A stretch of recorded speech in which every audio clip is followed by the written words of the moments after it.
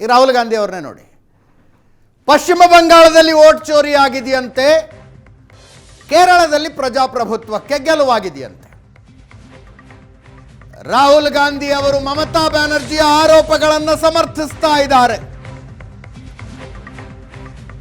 ಅಸ್ಸಾಂ ಬಂಗಾಳದಲ್ಲಿ ವೋಟ್ ಚೋರಿಯಾಗಿದೆ, ಕೇರಳದಲ್ಲಿ ನಮ್ಮನ್ನ ಗೆಲ್ಲಿಸಿದ ಮತದಾರನಿಗೆ ಧನ್ಯವಾದಗಳು, ತಮಿಳುನಾಡಿನಲ್ಲಿ ವಿಜಯ್ ಗೆಲುವಿಗೆ ಅಭಿನಂದನೆಗಳು.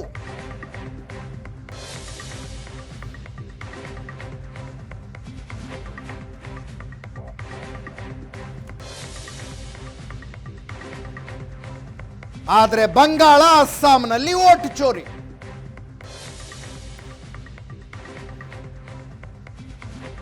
ಲೋಕಸಭೆ ವಿಪಕ್ಷ ನಾಯಕ ರಾಹುಲ್ ಗಾಂಧಿ ಅವರ ವರಸೆ ಇದು.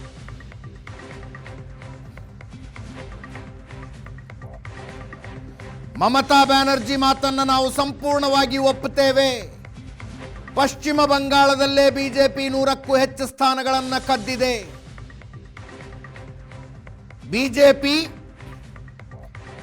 ಇಸಿಐ ನಾಟಕ ಪುಸ್ತಕವನ್ನು ನಾವು ಮೊದಲೇ ನೋಡಿದ್ದೀವಿ.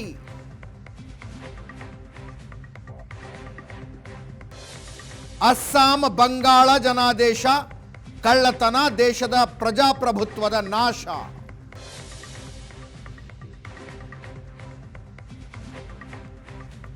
ರಾಹುಲ್ ಗಾಂಧಿ ಅವರ ಟ್ವೀಟ್.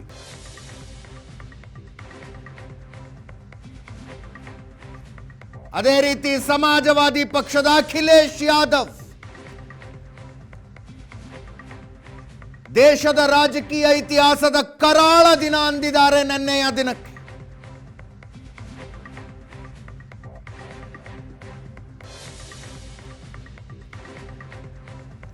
ಮತ ಎಣಿಕೆ ಸಮಯದಲ್ಲಿ ಕೇಂದ್ರ ಪಡೆಗಳ ದುರುಪಯೋಗ ಆಗಿದೆ. 2022ರ ಉತ್ತರ ಪ್ರದೇಶ ಚುನಾವಣೆಯಲ್ಲೂ ರಿಗ್ಗಿಂಗ್ ಆಗಿದೆ. ಜನರ ಮತಗಳನ್ನು ಬಹಿರಂಗವಾಗಿ ಲೂಟಿ ಮಾಡಿರೋದು ಎಲ್ರಿಗೂ ಗೊತ್ತು ಅಂತ.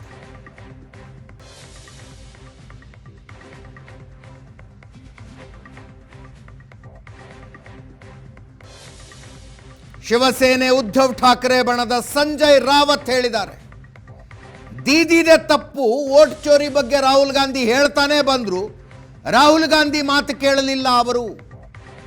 ರಾಹುಲ್ ಗಾಂಧಿಗೆ ಮಮತಾ ಬ್ಯಾನರ್ಜಿ ಜೊತೆಯಾಗಬೇಕಾಗಿತ್ತು, ಅವರ ಜೊತೆ ಕೂತ್ಕೊಂಡು ಚರ್ಚೆ ಮಾಡಬೇಕಾಗಿತ್ತು.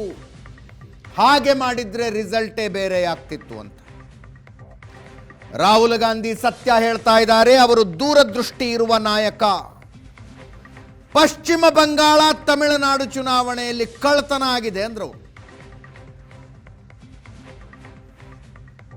संजय रावत केಳಿಸ್ಕೊಳ್ಳಿ. गांधी बार बार बोल रही थी ममता दीदी का ये बहुत बड़ा अपराध है, राहुल गांधी की बात मानी। अगर राहुल गांधी जी के साथ ममता दीदी बैठती, चर्चा करती तो कुछ नतीजा और भी आ जाते। राहुल गांधी ने जो जो कहा है वो सच हो गया है। दूरदृष्टि वाला नेता है, विजन है उनको। तो पश्चिम बंगाल का तमिलनाडु का चुनाव चोरी कर दिया। राहुल गांधी बार बार बोल रही थी ममता दीदी का ये बहुत बड़ा अपराध है, राहुल गांधी की बात मानी। अगर राहुल गांधी जी के साथ ममता दीदी बैठती, चर्चा करती तो कुछ नतीजा और भी आ जाते। राहुल गांधी ने जो जो कहा है वो सच हो गया है। दूरदृष्टि वाला नेता है, विजन है उनको। तो पश्चिम बंगाल का तमिलनाडु का चुनाव चोरी कर दिया। ರಾಹುಲ್ ಗಾಂಧಿ ಅವರ ಪ್ರಕಾರ ಅಸ್ಸಾಂ ಮತ್ತು ಪಶ್ಚಿಮ ಬಂಗಾಳದಲ್ಲಿ ವೋಟ್ ಚೋರಿ ಆಗಿದೆ, ತಮಿಳುನಾಡಿನ ಗೆಲುವಿಗೆ ಶುಭಾಶಯಗಳು ಅಂತ ಹೇಳಿದ್ದಾರೆ. ಸಂಜಯ್ ರಾವತ್ ಪ್ರಕಾರ ತಮಿಳುನಾಡು ಮತ್ತು ಪಶ್ಚಿಮ ಬಂಗಾಳದಲ್ಲಿ ವೋಟ್ ಚೋರಿ ಆಗಿದೆಯಂತೆ.